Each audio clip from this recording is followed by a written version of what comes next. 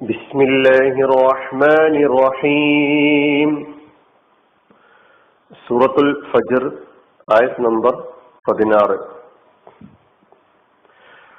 വഅമ്മാ ഇദാ മബ്തലാഹു ഫഖദറ അലൈഹി റിസ്ഖഹു ഫയഖൂലു റബ്ബി അഹാനൻ.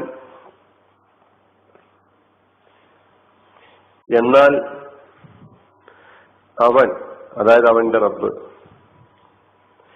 അവനെ പരീക്ഷിക്കുകയും അങ്ങനെ അവന്റെ ജീവിത വിഭവം അവന് പരിമിതപ്പെടുത്തുകയും ചെയ്താൽ അപ്പോൾ അവൻ പറയും, എന്റെ നാഥൻ എന്നെ നിന്ദിച്ചിരിക്കുന്നു. എന്നാൽ അവനെ പരീക്ഷിക്കുകയും അങ്ങനെ അവന്റെ ജീവിത വിഭവം അവന് പരിമിതപ്പെടുത്തുകയും ചെയ്താൽ അപ്പോൾ അവൻ പറയും, എന്റെ നാഥൻ എന്നെ നിന്ദിച്ചിരിക്കുന്നു.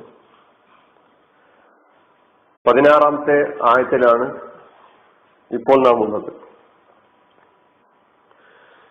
ഇതിൽ 15-ാമത്തെ ആയത്തിൽ നാം പഠിച്ച പദങ്ങൾ ആവർത്തിച്ചു വന്നിട്ടുണ്ട്.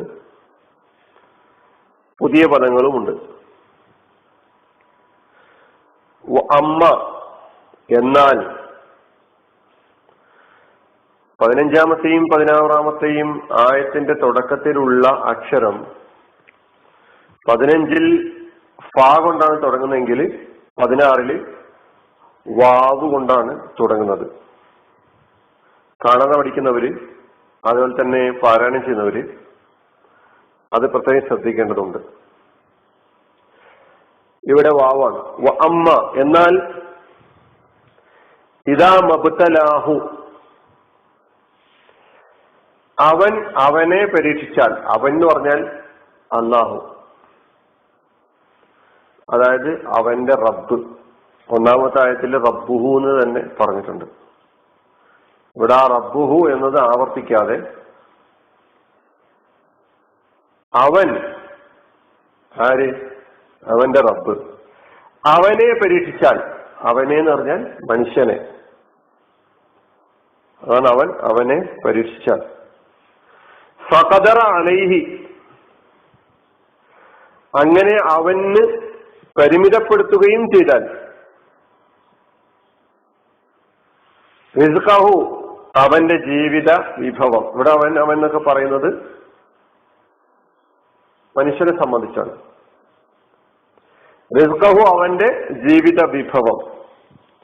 ഫയഖൂലു, അപ്പോൾ അവൻ പറയും, അതായത് മനുഷ്യൻ പറയും, റബ്ബി, എന്റെ നാഥൻ, അഹാനനി, എന്നെ നിന്ദിച്ചിരിക്കുന്നു.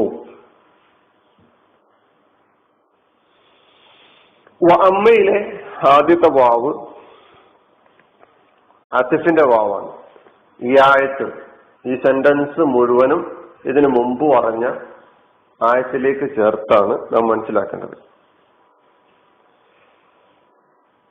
അമ്മ കഴിഞ്ഞ ആയത്തിൽ പഠിച്ചിട്ടുണ്ട്. ഇതാ, മ, ഇതിൽ എന്താണെന്ന് പഠിച്ചിട്ടുണ്ട്. ഇബ്തലാഹു, കഴിഞ്ഞ ആയത്തിൽ ഇബ്തലാഹു റബ്ബുഹു, അല്ലെ? ആ പദം തന്നെയാണ് ഇബ്തലാഹു എന്നത് തന്നെയാണ് ഇവിടെയും ആവർത്തിച്ചിട്ടുള്ള അർത്ഥം. നേരത്തെ പറഞ്ഞ അതേ അർത്ഥം തന്നെയാണ്. ഇബ്തല, യബ്തലി, ഇബ്തിലാഅൻ. ഇബ്തലാഹു എന്നത് 2 കലിമത്ത്. ഒന്ന് ഇബ്തല എന്ന മാദിയായ ഫിഅലും, രണ്ടാമത്തത് ഹാ ഉൽ ലമീറുമാണ്, ഹു. ഈ ഹു കൊണ്ടുള്ള ഉദ്ദേശം മനുഷ്യനാണ്.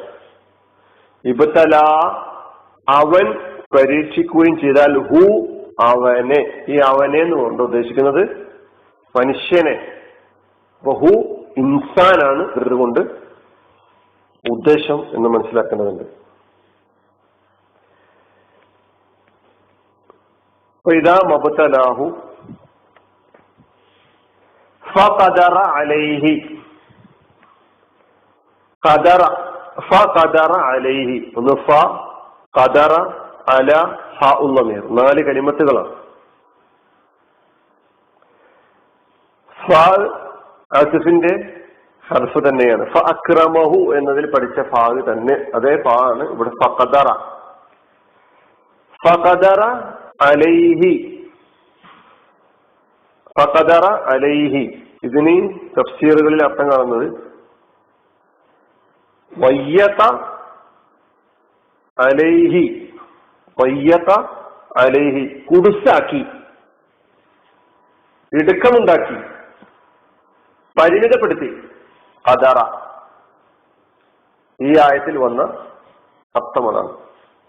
ഖദറല്ലാഹു അർറിസ്ഖ അലാ ഫുലാൻ ലയ്യതഹു എന്നാണ്. കുടുസാക്കി, ഇടുക്കി എന്നെല്ലാണ് അതിന്റെ അർത്ഥം വരുന്നത്. ഇടുക്കുള്ളതാക്കുക. ഫഖദറ അലൈഹി, ഖദറ എന്നത് മാലയ ഫേലാണ്. ഖദറ എന്ന മാലയ ഫേലിന്റെ മുളാരി ഖദറ യഖ്ദിറു, ഖദറ യഖ്ദുറു. ഈ രണ്ട് രൂപത്തിലും മുളാരി വരാറുണ്ട്. ഖദറ, പിന്നെ അലൈഹി,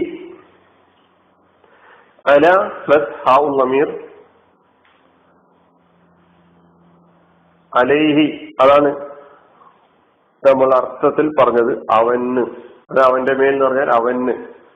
ഫഖദറ അലൈഹി, അവന് പരിമിതപ്പെടുത്തുകയും കുടുസാക്കുകയും ചെയ്താൽ എന്ത്? റിസ്ഖഹു, അവന്റെ റിസ്ഖ്, അത് അവന്റെ ജീവിത വിഭവം എന്നാണ് നമ്മൾ അർത്ഥം പറഞ്ഞത്. വളരെ വിശാലമായ അർത്ഥം ഉൾക്കൊള്ളുന്ന ഒരു കലിമത്താണ് റിസ്ഖ് എന്ന പദം. നൽകപ്പെട്ട വിശദീകരണങ്ങളിൽ അർ-റിസ്ഖു കുല്ലു മാ യുൻതഫഉ ബിഹി മിൻ മാലിൻ ഔ സറഇൻ വഗൈരിഹിമ, മനുഷ്യന് പ്രയോജനപ്രദമായ എന്തെല്ലാം കാര്യങ്ങൾ ഉണ്ടോ, അത് സമ്പത്താകട്ടെ, കൃഷിയാകട്ടെ, മറ്റെന്ത് തന്നെ ആകട്ടെ, അതെല്ലാം റിസ്ഖാണ്. അള്ളാഹുവാണ് റാസിഖ്. റിസ്ഖ് നൽകുന്നവൻ അള്ളാഹുവാണ്. അള്ളാഹുവിന്റെ പേരിൽ അർ-റസ്സാഖ് എന്ന പേര് നമുക്ക് കാണാൻ കഴിയും.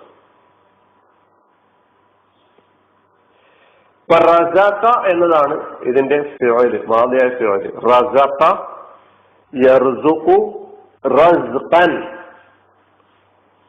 ഭക്ഷണം കൊടുക്കുക, ഉപജീവനം നൽകുക,